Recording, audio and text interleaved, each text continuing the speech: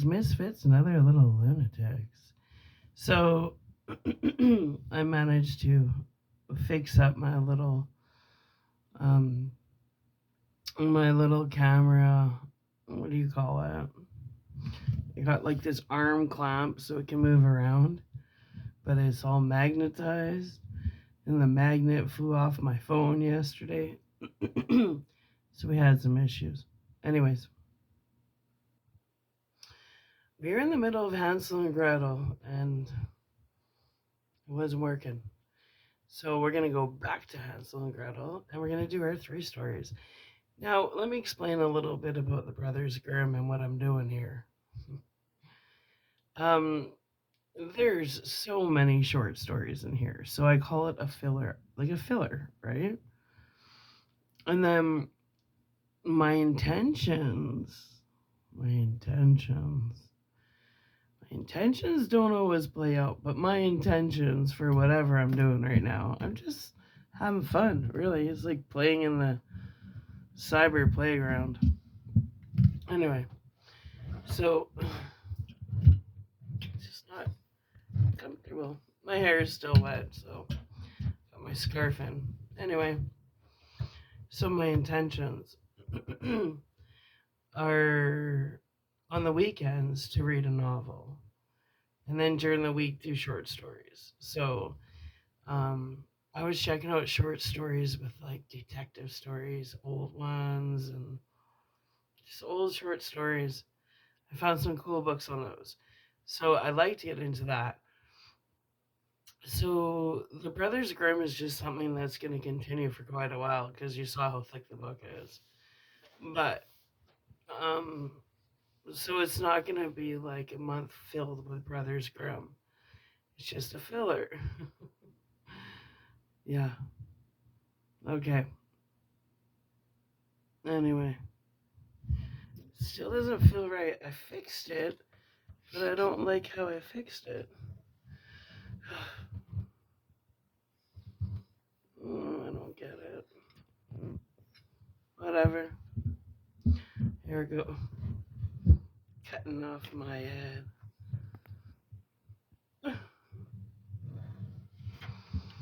It is what it is, right? Okay. So, let's adjust the light. There we go.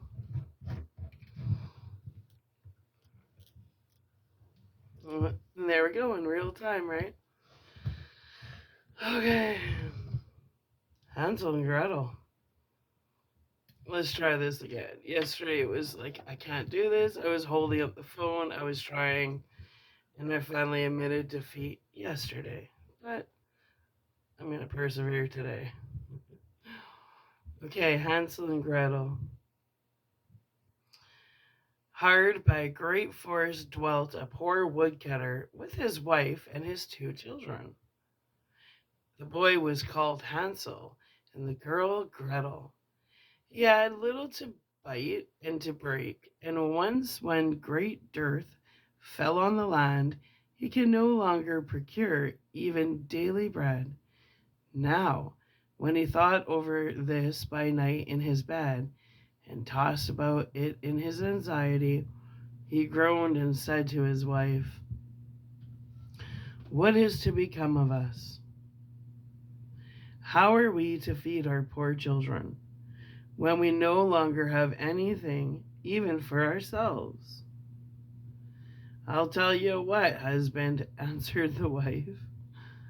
"Early tomorrow morning we will take the children out into the forest to where it is the thickest. There we will light a fire for them and give each of them one more piece of bread. And then we will go to our work and leave them." Holy shit, right?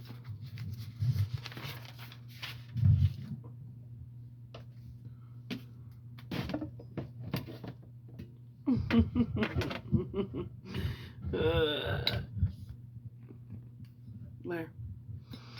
I want Charlie in there. Shine, Charlie, shine. Anyway, leave them alone there in the forest.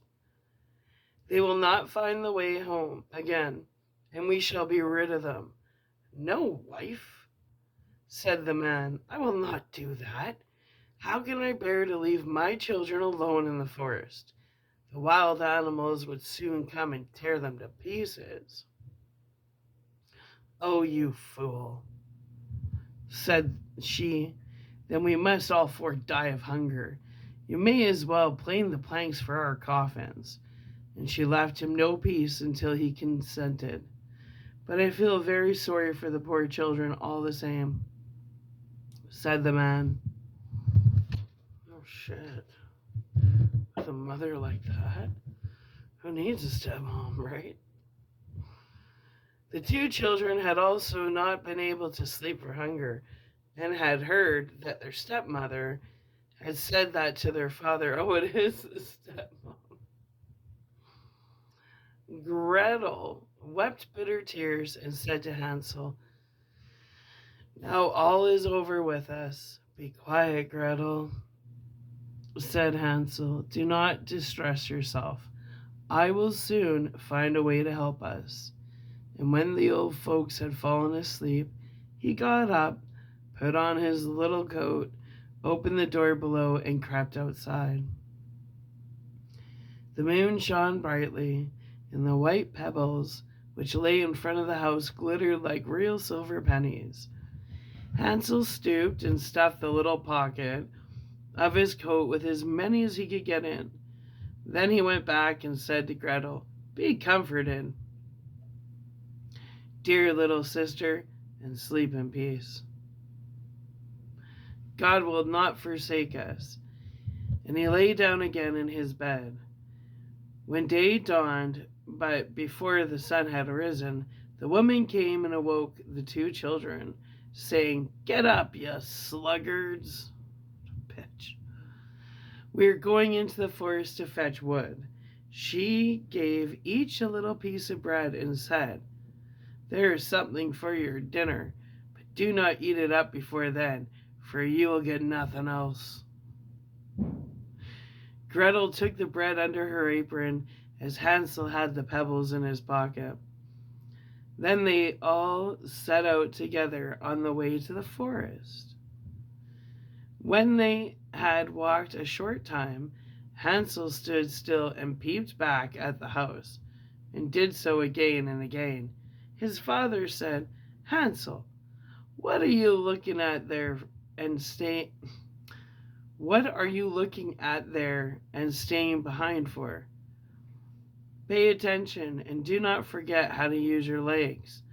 "Ah, father," said Hansel, "I am looking at my little white cat, which is sitting up on the roof and wants to say goodbye to me." The wife said, "Fool, that is not your little cat. That is the morning sun which is shining on the chimneys." Hansel, however, had not been looking at the cat, but had been constantly throwing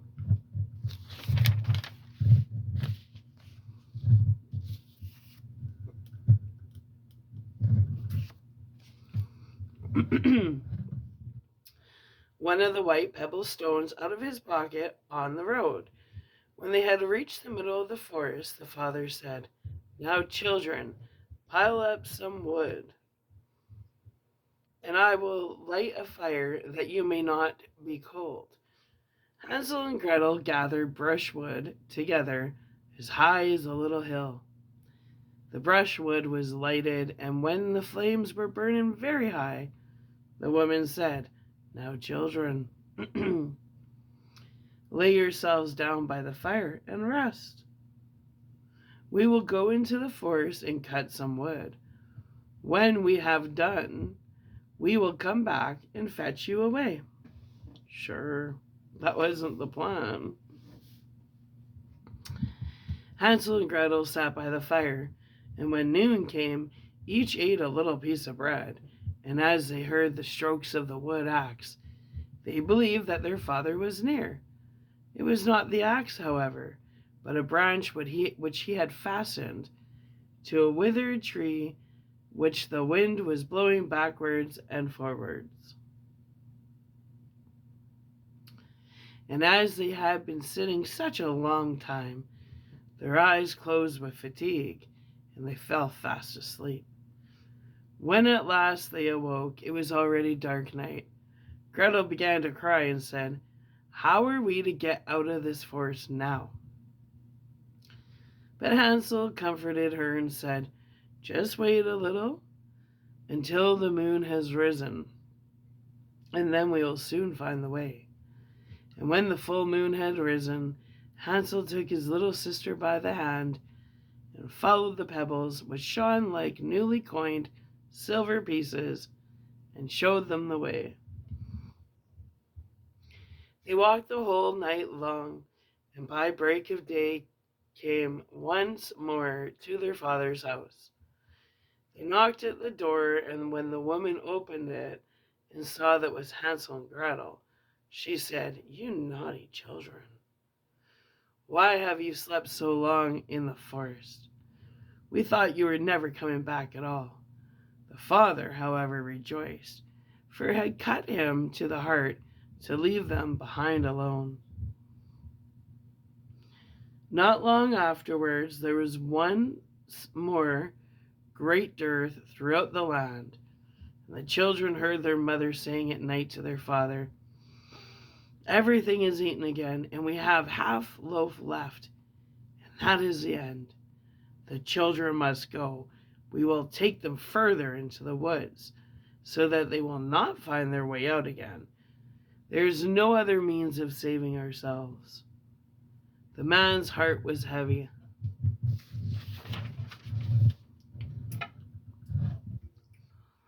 And he thought, "It would be better for you to share the last mouthful with your children." Right. The woman, however, would listen to nothing that he had to say, but scolded and reproached him. He who says A must say B likewise, and he has yielded the first time, he had to do so a second time also. The children, however, were still awake and had heard the conversation. When the old folks were asleep, Hansel again got up and wanted to go out and pick up pebbles as he had done before. But the woman had locked the door, and Hansel could not get out. Nevertheless, he comforted his little sister and said, "Do not cry, Gretel. Go to sleep quietly. The good God will help us." Early in the morning came the woman and took the children out of their beds. Their piece of bread was given to them, but was still smaller than the time before. On the way into the forest, Hansel crumbled his in his pocket and often stood still and threw a morsel on the ground. "Hansel, why do you stop and look around?" said the father. "Go on." "I am looking back at my little pigeon which is sitting on the roof and wants to say goodbye to me," answered Hansel. "Fool," said the woman. "That is not your little pigeon. That is the morning sun which is shining on the chimney." Hansel, however, little by little, threw all the crumbs on the path. Hansel's smart. The woman led the children still deeper into the forest, where they had never in their lives been before. Then a great fire was again made, and the mother said, "Just sit there, you children, and when you are tired, you may sleep a little. We are going into the forest to cut wood, and in the evening, when we are done, we will come and fetch you away." When it was noon, Gretel shared her piece of bread with Hansel, who had scattered his by the way. Then they fell asleep and evening passed, but no one came to the poor children. They did not wake until it was dark night, and Hansel comforted his little sister and said, "Just wait, Gretel, until the moon rises, and then we shall see the crumbs of bread which I have strewn about. They will show us our way home again." When the moon came, they set out, but they found no crumbs, for the many thousands of birds which fly about in the woods and fields had picked them all up.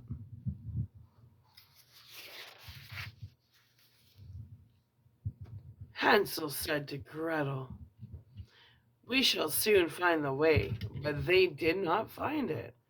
They walked the whole night and all the next day too, from morning till evening, but they did not get out of the forest and were very hungry.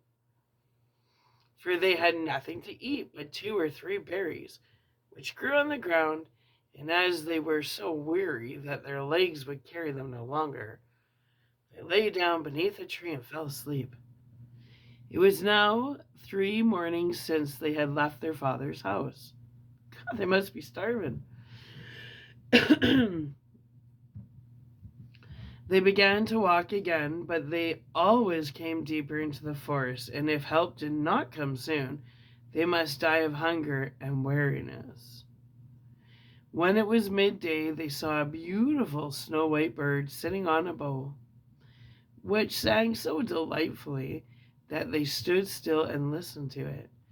And when its song was over, it spread its wings and flew away before them, and they followed it until they reached a little house, on the roof of which it alighted.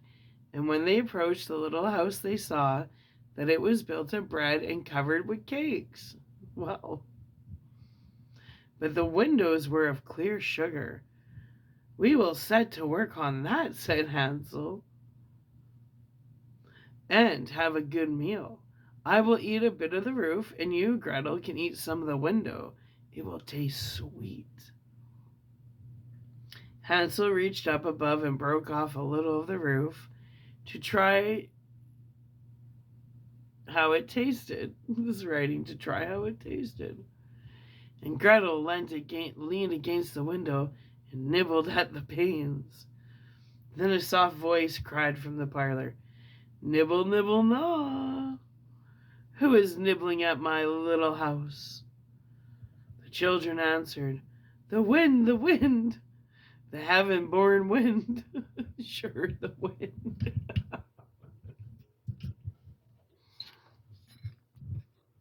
There. And went on eating without disturbing themselves. Hansel, who liked the taste of the roof, tore down a great piece of it, and Gretel pushed out the whole of one round window pane, sat down, and enjoyed herself with it. Suddenly the door opened, and a woman as old as the hills, who supported herself on crutches, came creeping out. Hansel and Gretel were so terribly frightened that they let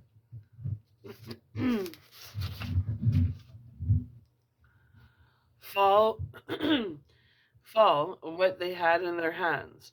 The old woman, however, nodded her head and said, "Oh, you dear children, who has brought you here?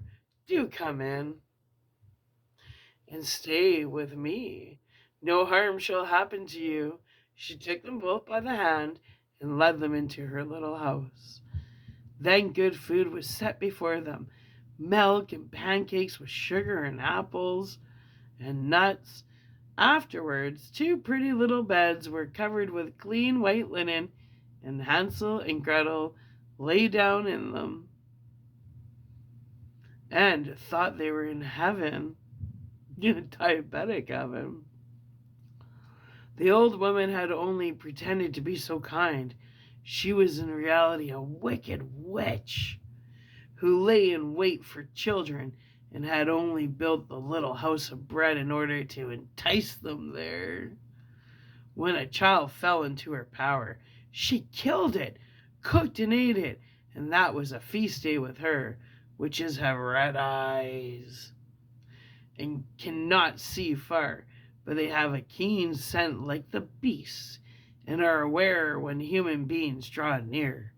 When Hansel and Gretel came into her neighborhood, she laughed with malice and said mockingly, "I have them, they shall not escape me again." Early in the morning, before the children were awake, she was already up, and when she saw both of them sleeping and looking so pretty with their plump and rosy cheeks, she muttered to herself, "That will be a dainty mouthful." Then she seized Hansel with her shriveled hand, carried him into a little stable, and locked him in behind a grated door. Scream as he might, it would not help him. Then she went to Gretel, shook her till she awoke, and cried, "Get up, lazy thing! Fetch some water and cook something good for your brother. He is in the stable outside and is to be made fat. When he is fat, I will eat him." Gretel began to weep bitterly, but it was all in vain, for she was forced to do what the wicked witch commanded. Well, and now the best food was cooked for poor Hansel, but Gretel got nothing but crab shells. Every morning the woman crept to the little stable and cried, "Hansel, stretch out your finger that I may feel it. You will soon be fat." Oh my God. Hansel, however, stretched out a little bone to her, and the old woman, who had dim eyes, could not see it and thought it was Hansel's finger, and was astonished that there was no way of fattening him. He's pretty smart. When 4 weeks had gone by and Hansel still remained thin, she was seized with impatience and would not wait any longer. "Now then, Gretel," she cried to the girl, "stir yourself and bring some water. Let Hansel be fat or lean tomorrow. I will kill him and cook him." Ah, how the poor little sister did lament when she had to fetch the water, and how her tears did flow down her cheeks. "Dear God, do help us," she cried. "If the wild beasts in the forest had but devoured us, we should at any rate have died together." "Just keep your noise to yourself," said the old woman. "It won't help you at all." She's such a bitch, witchy bitch. Early in the morning, Gretel had to go out and hang up the cauldron with the water and light the fire. "We will bake first," said the old woman. "I have already heated the oven and kneaded the dough." She pushed poor Gretel out of the oven, from which flames of fire were already darting. "Creep in," said the witch, "and see if it is properly heated, so that we can put the bread in." And once Gretel was inside, she intended to shut the oven and let her bake in it, and then she would eat her too. But Gretel saw what she had in mind and said, "I do not know how I am going to do it." "How do I get in?" "Silly goose," said the old woman. "The door is big enough. Just look. I can get in myself." Smart one. And she creeped up and thrust her head into the oven.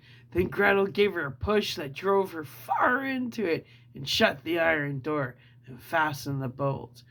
"Oh!" Then she began to howl quite horribly, but Gretel ran away, and the godless witch was miserably burnt to death. She was smart. Gretel, however, ran like lightning to Hansel, opened his little stable, and cried, "Hansel, we are saved! The old witch is dead." Then Hansel sprang up like a bird from its cage when the doors opened. How they did rejoice and embrace each other, and dance about and kiss each other. They are sister and brother, right? And as they had no longer any need to fear her, they went into the witch's house, and in every corner there stood chests full of pearls and jewels. "These are far better than pebbles," said Hansel, and thrust into his pocket whatever he could get in. And Gretel said, "I too will take something home with me." and filled her pinafore full. "But now we must be off," said Hansel, "that we may get out of the witch's forest." When they had walked for 2 hours, they came to a great stretch of water. "We cannot cross," said Hansel. "I see no foot-plank and no bridge, and there is also no ferry. Also, Gretel, but a white duck is swimming there. If I ask her, she will help us." Then she cried, little duck, dost thou see? Hansel and Gretel are waiting for thee. There's never a plank or bridge in sight. Take us across on thy back so white." The duck came to them, and Hansel seated himself on his back and told his sister to sit by him. "No," replied Gretel, "that will be too heavy for the little duck. She shall take us across one after the other." The good little duck did so, and when they were once safely across and had walked for a short time, the forest seemed to be more and more familiar to them, and at length they saw from afar their father's house. They had begun to run, rushed into the parlor, and threw themselves round their father's neck. The man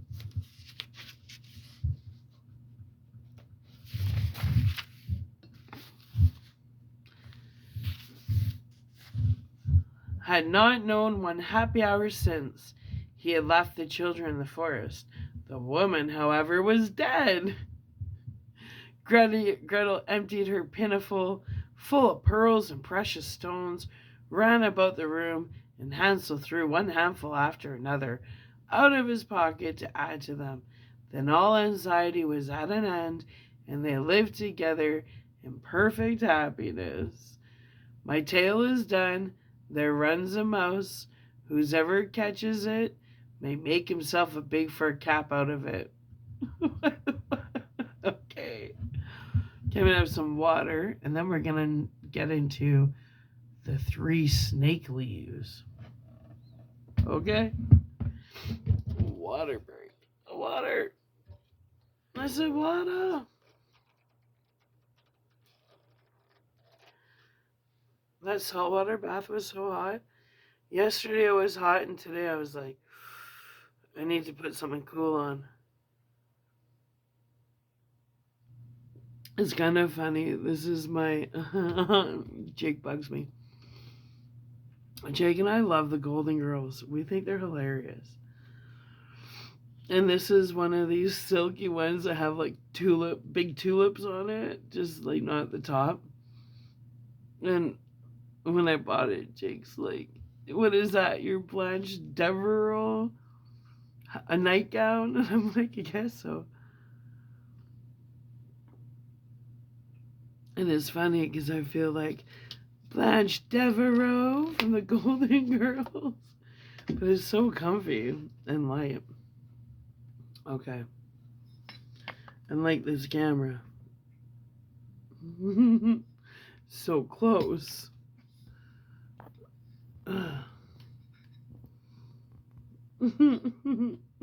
Whatever.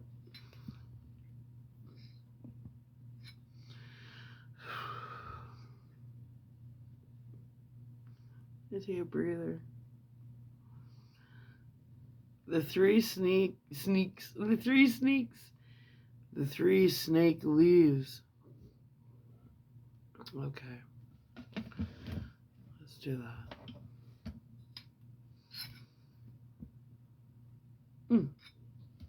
How's it going, Charlie? Charlie? I like Charlie. I love Charlie. Okay. Here we go. The 3 snake leaves. There was once upon a time a poor man who could no longer support his only son. Then said the son, "Dear father, things go so badly with us that I am a burden to you. I would rather go away and see how I can earn my bread." So the father gave him his blessing, and with great sorrow took leave of him. At this time, the king of a mighty empire was at war, and the youth took service with, him, and went out to fight. And when he came before the enemy, there was a battle, a great danger, and it rained shot until his comrades fell on all sides. And when the leader also was killed, those left were about to take flight. But the youth stepped forth, spoke boldly to them, and cried, "We will not let our fatherland be ruined." Then the others followed him, and he pressed on and conquered the enemy.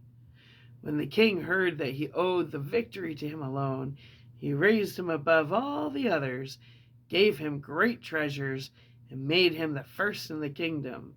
The king had a daughter who was very beautiful, but she was also very strange. She had made a vow to take no one of her lord and husband who did not promise to let himself be buried alive with her if she died first. "If he loves me with all of his heart," said she, "of what use will life be to him afterwards?" On her side she would do the same, and if he died first, would go down to the grave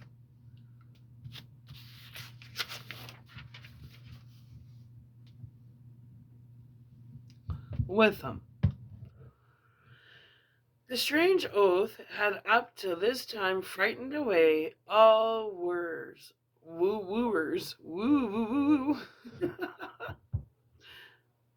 But the youth became so charmed with her beauty that he cared for nothing, but asked her father for her. "But do you know what you must promise?" said the king. "I must be buried with her," he replied, "if I outlive her, but my love is so great that I do not mind the danger." Then the king consented, and the wedding was solemnized with great splendor. They lived now for a while happy and contented with each other, and then it befell that the young queen was attacked by a severe illness, and no physician could save her. And as she lay there dead, the young king remembered what he had. What? Jake, did you say something? Oh. That was creaky. He was dead asleep. And then he said something. What? He goes, "I thought I saw a spider. I thought I was hearing things." Anyway. Okay. I'm just interrupting my story. Creep me out, Jake. You were fast asleep the last I saw. Anyway, let's do this again. He just creeped me out. This strange oath had up to this time frightened away all wooers. But the youth became so charmed with her beauty that he cared for nothing, but asked her father for her. "But do you know what you must promise?" said the king. "I must be buried with her," he replied, "if I outlive her, but my love is so great that I do not mind the danger." Then the king consented, and the wedding was solemnized with great splendor. They lived now for a while happy and contented with each other, and then it befell that the young queen was attacked by a severe illness, and no physician could save her. And as she lay there dead, the young king remembered what he had been obliged to promise, and was horrified at having to lay down alive in the grave, but there was no escape. The king had placed sentries at all the gates, and it was not possible to avoid his fate. As the day came when the corpse was to be buried, he was taken down with it into the royal vault, and then the door was shut and bolted. Oh. Near the coffin stood a table on which were 4 candles, 4 loaves of bread, and 4 bottles of wine, and when this provision came to an end, he would have to die of hunger. And now he sat there full of pain and grief, ate every day only a little piece of bread, drank a mouthful of wine, and nevertheless saw death daily drawing nearer. Whilst he thus gazed before him, he saw a snake creep out of a corner of the vault and approach the dead body. And as he thought it came to gnaw at it, he drew his sword and said, "As long as I live, you shall not touch her," and hewed the snake in 3 pieces. After a time, a second snake crept out of the hole, and when it saw the other laying dead and cut in pieces, it went back, but soon came again, and 3 green leaves in its mouth. Then it took the 3 pieces of the snake, laid them together as they fitted, and placed one of the leaves on each wound. Immediately, the severed parts joined themselves together. The snake moved and became alive again, and both of them hastened away together. The leaves were left lying on the ground, and a desire came into the mind of the unhappy man who had been watching all this to know if the wondrous power of the leaves, which had brought the snake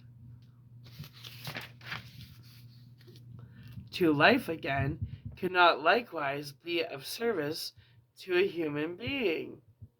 So he picked up the leaves and laid one of them on the mouth of his dead wife, and the 2 others on her eyes. And hardly had he done this than the blood stirred in her veins, rose into her pale face, and colored it again. Then she drew a breath, opened her eyes, and said, "Ah, God, where am I?" "You are with me, dear wife," he answered, and told her how everything had happened, and how he had brought her back to life again. Then he gave her some wine and bread, and when she had regained her strength, he raised her up, and they went to the door and knocked, and called so loudly that the sentries heard it, and told the king. The king came down himself and opened the door, and there he found both strong and well, and rejoiced with them that now all sorrow was over. The young king, however, took the 3 snake leaves with him, gave them to his servant, and said, "Keep them for me carefully, and carry them constantly about you. Who knows in what trouble they may yet be of service to us?" But a change had taken place in his wife. After she had been restored to life, it seemed as if all love for her husband had been gone out of her heart. After some time, when he wanted to make a voyage over the sea to visit his old father, and they had gone on board a ship, she forgot the great love and fidelity which he had shown her, and which had been the means of rescuing her from death, and conceived a wicked inclination for the captain, little hoe. And once, when the young king lay there asleep, she called in the captain and seized the sleeper by the head. The captain took him by the feet, and thus they threw him down into the sea. When the shameful deed was done, she said, "Now let us return home, and say that he died on the way. I will extol and praise you so to my father, that he will marry me to you and make you the heir to his crown." But the faithful servant, who had seen all that they did, unseen by them, unfastened a little boat from the ship, got into it, sailed after his master, and let the traders go on their way. He fished up the dead body, and by the help of the 3 snake leaves which he carried, thank God for the snake leaves, about with him, and laid on the eyes and mouth, he fortunately brought the young king back to life. They both rowed with all their strength day and night, and their little boat sailed so swiftly that they reached the old king before the others. Oh! He was astonished when he saw them come alone, and asked what had happened to them.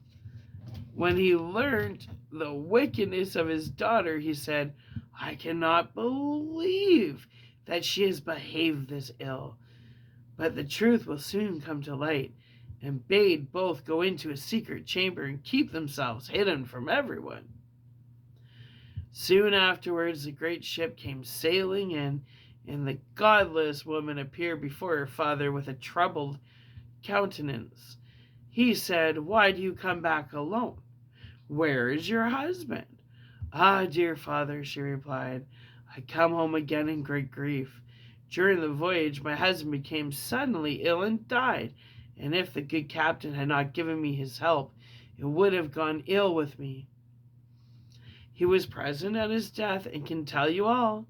The king said, "I will make the dead alive again," and opened the chamber and bade the two to come out. When the woman saw her husband, she was thunderstruck and fell on her knees and begged for mercy. I bet she did. The king said, "There is no mercy. He was ready to die with you and restored you to life again, but you have murdered him in his sleep and shall receive the reward that you deserve." Then she was placed with her accomplice in a ship which had been pierced with holes and sent out to sea, where they would soon sink among the waves. Dad's not pissing around. Holy. And the third story of our little video here is the white snake. The white snake. A long time ago, there lived a king who was famed for his wisdom through all the land. Nothing was hidden from him, and it seemed as if news of the most secret things was brought to him through the air. But he had a strange custom. Every day after dinner, when the table was cleared and no one else was present, a trusty servant had to bring him one more dish. It was covered, however, and even the servant did not know what was in it. Neither did anyone know, for the king never took off the cover to eat of it until he was quite alone. This had gone on for a long time, when one day the servant who took away the dish was overcome with such curiosity that he could not help carrying the dish into his room. When he had carefully locked the door, he lifted up the cover and saw a white snake lying on the dish. But when he saw it, he could not deny himself the pleasure of tasting it, so he cut off a little bit and put it into his mouth. No sooner had it touched his tongue than he heard a strange whispering of little voices outside the window. He went and listened, and then noticed it was the sparrows, who were chattering together and telling one another of all kinds of things which they had seen in the fields and woods. Eating the snake had given him power of understanding the language of animals. Now, it so happened that on this very day the queen lost her most beautiful ring, and suspicion of having stolen it fell upon this trusty servant, who was allowed to go everywhere. The king ordered the man to be brought before him and threatened with angry words that unless he could before the marrow point out the thief, he himself should be looked upon as guilty and executed. In vain he declared his innocence. He was dismissed with no better answer. In his trouble and fear, he went down into the courtyard and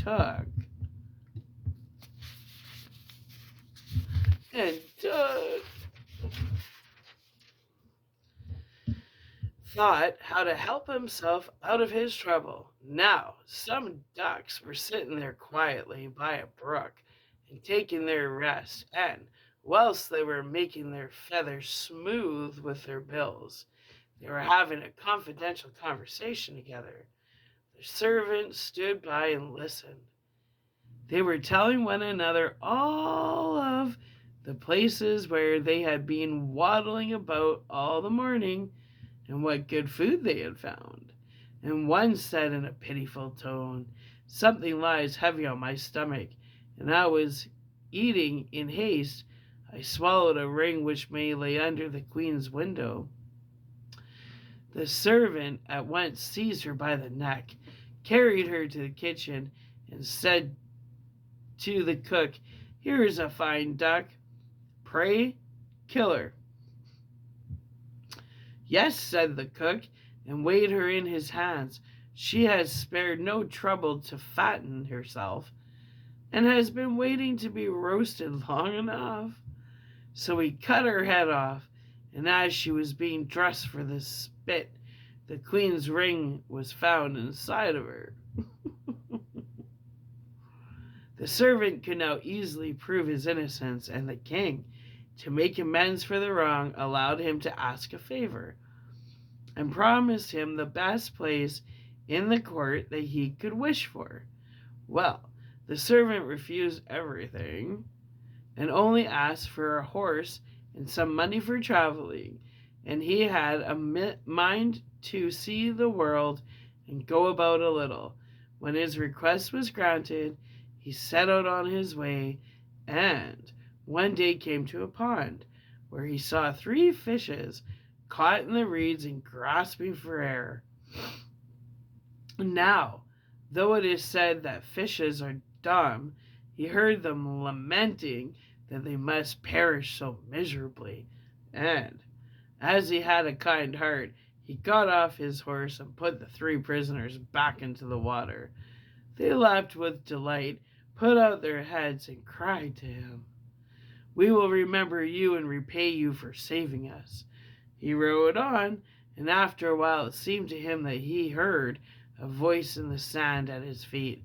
He listened and heard an ant king complain, "Why cannot folks, with their clumsy beast, cut off our bodies? That stupid horse with his heavy hoofs has been treading down my people without mercy." So he turned on to his side path, and the ant king cried out to him, "We will remember you. One good turn deserves another." Okay. The path led him into a wood, and there he saw 2 old ravens standing by their nest and throwing out their young ones. "Out with you, you idle, good-for-nothing creatures," cried they.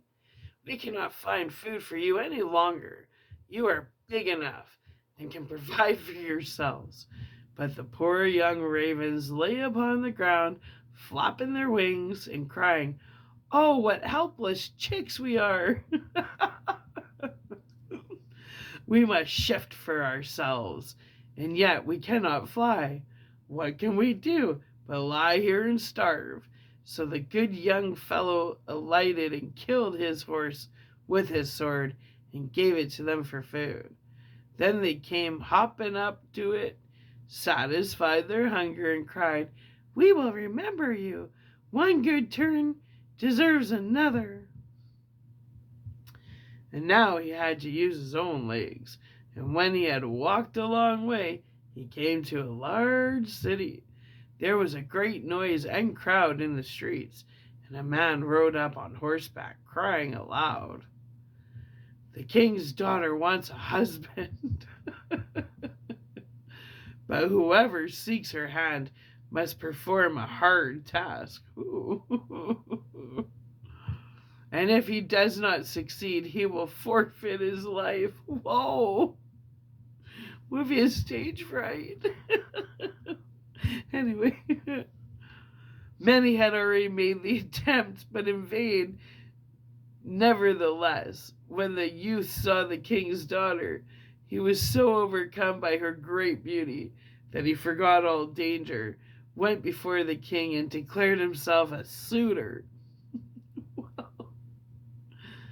So he was led out to the sea, and a gold ring was thrown into it before his eyes. Then the king ordered him to fetch this ring up from the bottom of the sea, and added, "If you come up again without it, you will be thrown in again and again until you perish among the waves." All the people grieved for the handsome youth. Then they went away, leaving him alone by the sea.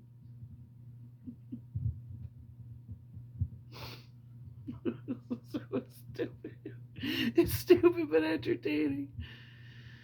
He stood on the shore and considered what he should do, when suddenly he saw 3 fishes come swimming towards him, and they were the very fishes whose lives he had saved.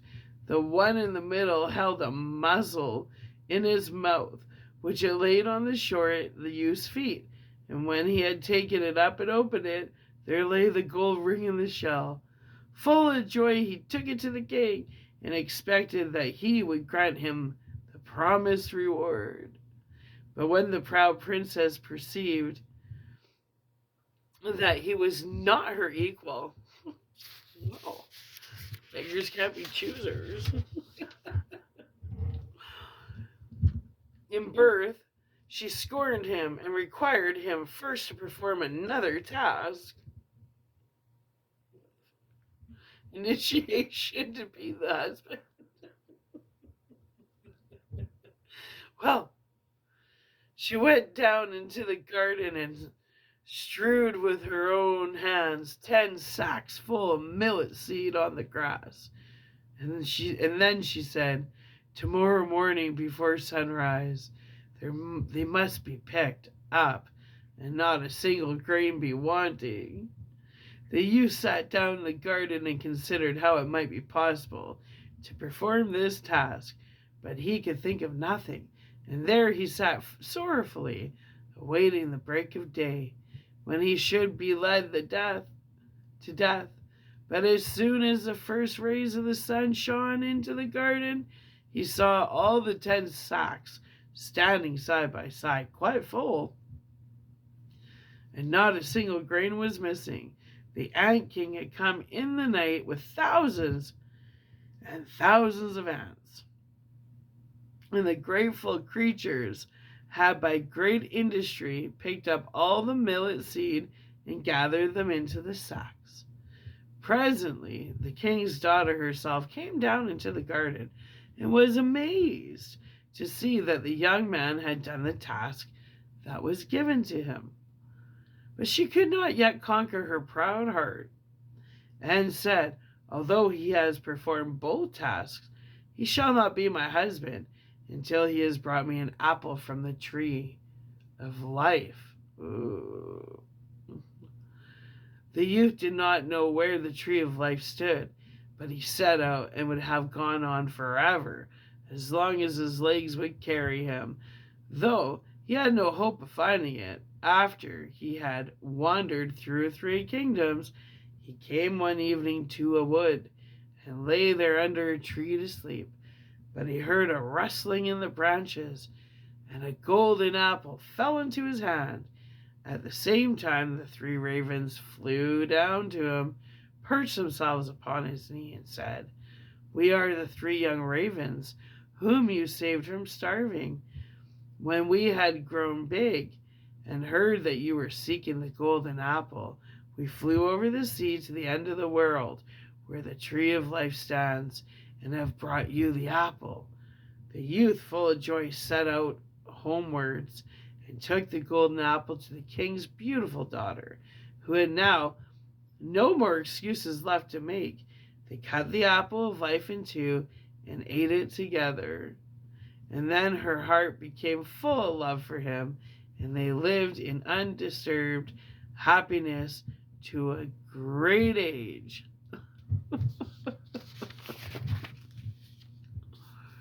You know what? This one's short. Let's throw this one in there. We'll bring it to an hour. The straw, the coal, and the bean. In a village dwelt a poor old woman who had gathered together a dish of beans and wanted to cook them. So she made a fire on her hearth, and that it may be burned the quicker, she lighted it with a handful of straw. When she was emptying the beans into the pan, one dropped without her observing it, and lay on the ground beside a straw. And soon afterwards a burning coal from the fire leapt down to the 2. Then the straw began and said, "Dear friends, from whence do you come here?" The coal replied, "I fortunately sprung out of the fire, and if I had not escaped by sheer force, my death would have been certain. I should have been burnt to ashes." The bean said, I have too escaped with a whole skin. But if the old woman had got me in that pan, I should have been made into broth without any mercy, like my comrades, and would be a better fate have fallen to my lot, said the straw. The old woman has destroyed all my brethren in fire and smoke. She seized 60 of them at once and took their lives. I luckily slipped through her fingers. But what are we to do now? Said the coal. I think, answered the bean, that as we have fortunately escaped death, we should keep together like good companions, and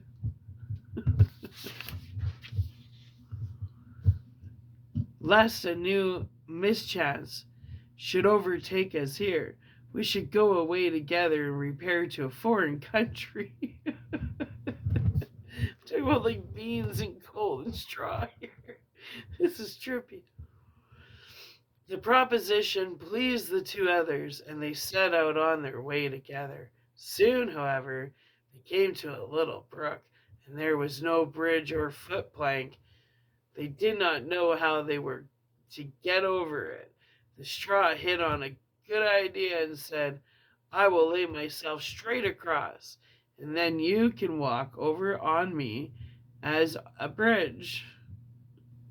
The straw therefore stretched itself from one bank to the other, and the coal, who was of an impetuous disposition, tripped quite boldly on the newly built bridge. But when she had reached the middle and heard the water rushing beneath her, she was after all afraid, and stood still and ventured no further.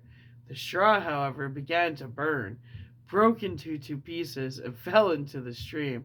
The coal slipped after her, hissed when she got into the water, and breathed her last.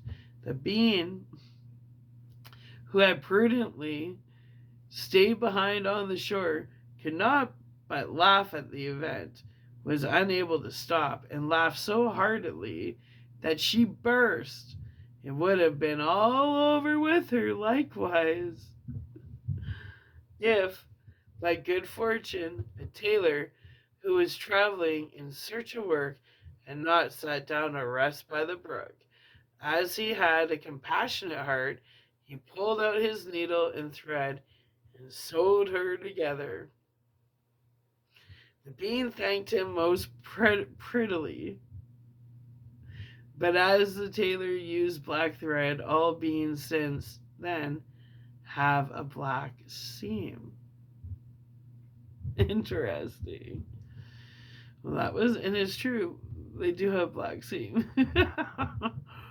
Anyway, so that brings us to basically our hour point, which means we're heading into about 20 to 2 a.m.